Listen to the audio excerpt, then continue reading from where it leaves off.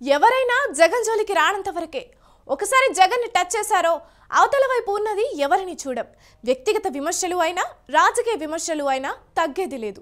ఇది YCP mark రాజకీయం. తాజాగా వైసీపీకి షర్మిల టార్గెట్గా మారారు. వైఎస్ఆర్ కుమార్తె అయినా సరే వదిలేది లేదు అంటున్నారు. ఒక మాట అంటే 10 మాటలు అనడానికి కూడా సిద్ధం అంటున్నాయి వైసీపీ వర్గాలు. షర్మిల తమపై చేసే విమర్శలకు రివర్స్ కౌంటర్ ఇవ్వాలని పార్టీ నేతలకు ఆదేశాలు ఇచ్చింది వైసీపీ హైకమాండ్.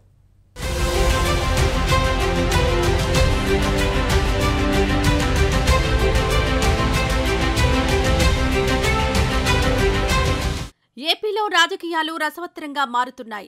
నిన్న మొన్నటి వరకు టీడీపీ, జనసేన, బీజేపీ, వామపక్షాలు అదే పనిగా అధికార వైసీపీని టార్గెట్ చేశాయి. ప్రభుత్వం అవినీతి మొదలు వైఫల్యాల వరకు తూర్పారబట్టాయి. తాజాగా షర్మిల కూడా ఆ జాబితాలో చేరారు. ఏపీసీసీ బాధ్యతలు చేపట్టిన షర్మిల మొదటి ప్రసంగంతోనే ఏపీ సీఎం జగన్పై నేరుగా విమర్శలు ఎక్కుపెట్టారు. ఎక్కడ చూసినా ఇసుక మాఫియా, ఎక్కడ చూసినా లిక్కర్ మాఫియా, ఎక్కడ చూసినా మైనింగ్ మాఫియా, ఎక్కడ చూసినా దోచుకోవడం, దాచుకోవడం. ఇంతకంటే ఏం జరిగింది? రాజధాని ఉందా? రాజధాని కట్టగలిగారా? రాజధాని కట్టడానికి డబ్బులు లేవు. కనీసం ఒక మెట్రో అయినా ఉందా? ఆంధ్ర రాష్ట్రంలో ఒక్క మెట్రో అయినా ఉందా? విజయవాడలో కనీసం ఒక్క మెట్రో అయినా ఉందా? ఎక్కడా లేదు. 10 సంవత్సరాలలో కనీసం 10 కొత్త పెద్ద పరిశ్రమలైనా వచ్చినాయా? పరిశ్రమలు వస్తే మన బిడ్డలకు ఉద్యోగాలు వచ్చేవి. వచ్చినాయా మన బిడ్డలకు ఉద్యోగాలు? రాలేదు. కనీసం రోడ్లు వేసుకోవడానికి కూడా డబ్బులు లేవు ఆంధ్ర రాష్ట్రంలో. ప్రభుత్వ ఉద్యోగస్తులకు జీతాలైనా సమయానికి ఇస్తున్నారా? దానికైనా డబ్బులున్నాయా? దానికి కూడా డబ్బులు లేవు. దేనికి డబ్బులు లేవు. ఏపీకి ప్రత్యేక హోదా, రాష్ట్ర ప్రభుత్వం చేసిన అప్పులు, అవినీతి మొదలు ప్రభుత్వ వైఫల్యాలపై విమర్శలు ఎక్కుపెట్టారు షర్మిల. ఏకంగా జగన్ రెడ్డి అంటూ షర్మిల సంబోధించడం వైసీపీ నేతలకు మింగుడు పడ్డం లేదు. గతంలో అప్పటి టీడీపీ, మొన్నటి తెలంగాణ ఎన్నికల్లో కేసీఆర్ని ఎంతలా షర్మిల టార్గెట్ చేశారో ఇప్పుడు ఏపీ సీఎం జగన్ పైన అదే రీతిలో విరుచుకుపడ్డారు. త్వరలో ఎన్నికలు జరగనున్న నేపథ్యంలో షర్మిల రాష్ట్ర వ్యాప్త పర్యటనకు సిద్ధమవుతున్నారు. రానున్న రోజుల్లో షర్మిల మరింతగా వైసీపీ ప్రభుత్వాన్ని టార్గెట్ చేసే అవకాశం ఉంది. గత 5 సంవత్సరాలుగా ఆంధ్ర రాష్ట్రంలో యువజన, శ్రామిక, రైతు కాంగ్రెస్ పార్టీ అధికారంలో ఉంది. అంతకుముందు 5 సంవత్సరాలు తెలుగుదేశం పార్టీ అధికారంలో ఉంది. ఈ 10 సంవత్సరాలుగా రాష్ట్రంలో అభివృద్ధి జరిగిందా అంటే ఏమిటి సమాధానం? మన రాష్ట్రం ఏర్పడే నాటికి మన రాష్ట్రానికి ఉన్న అప్పులు 1,00,000 కోట్లు. చంద్రబాబు గారు ముఖ్యమంత్రి అయిన 5 సంవత్సరాలకి ఆయన చేసిన అప్పులు 1,00,000 కోట్లు.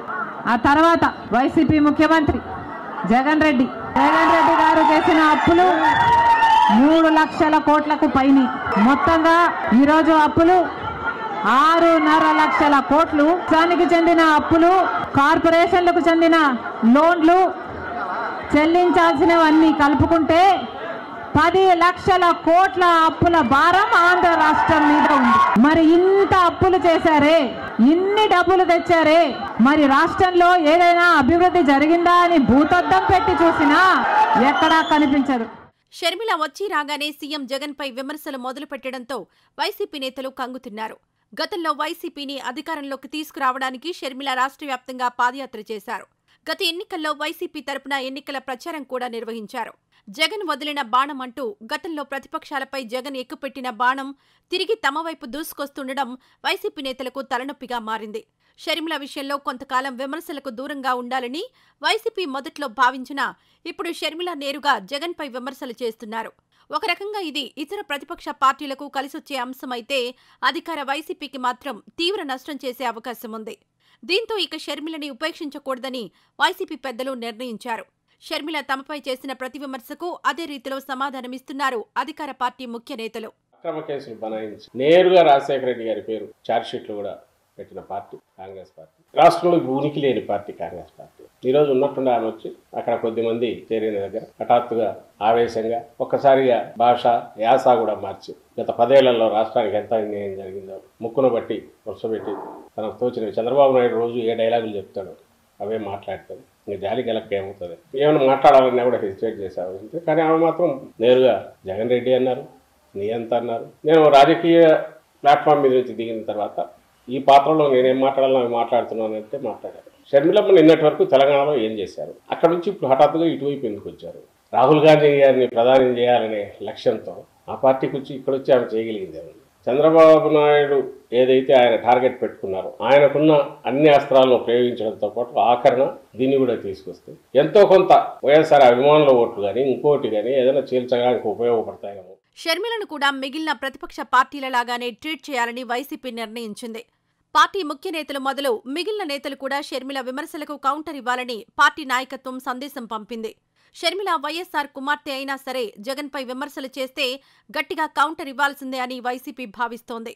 వైఎస్ఆర్ కుటుంబ సభ్యురాలిగా షర్మిలకు గౌరవం ఇచ్చినా ఏపీ కాంగ్రెస్ అధ్యక్షురాలిగా ఆమెను రాజకీయ ప్రత్యర్థిగానే చూస్తామని వైసీపీ నేతలు చెబుతున్నారు.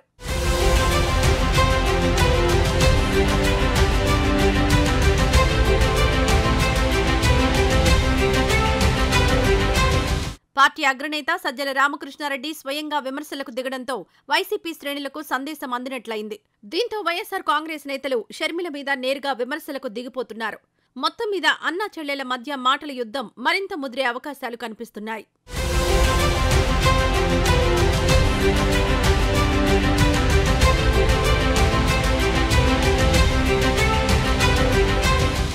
ఇవి ఇవాల్టి దండి సంగతి విశేషాలు. మరో ఎపిసోడ్లో కలుద్దాం. అంతవరకు సెలవు. నమస్తే.